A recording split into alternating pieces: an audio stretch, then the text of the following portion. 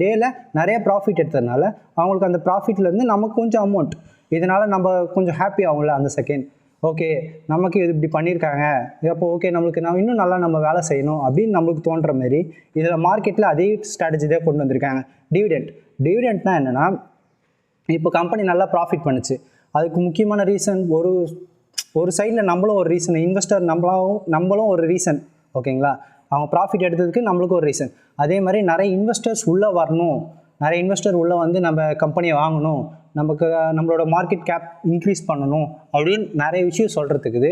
அதுக்கு நம்ம எப்படி நான் சொன்ன ஒரு கம்பெனியில் ஒரு கடையில் வேலை செஞ்சுன்னு சொன்னல, அதே மாதிரி இவங்க அதே ஸ்ட்ராட்டஜி தான் யூஸ் பண்ணுறாங்க. அந்த ஸ்ட்ராட்டஜியை யூஸ் பண்ணும்போது நமக்கு ஓகே இந்த கம்பெனி டிவிடெண்ட் தராங்க, அதனால் நம்ம வாங்கலாம், நம்ம வாங்கி வச்சோன்னா டிவிடெண்ட் தருவாங்க, அதுலேருந்து நமக்கு ஷேர்லேருந்து ப்ராஃபிட் வராமல் டிவிடெண்ட்லேருந்து ப்ராஃபிட் வரும்.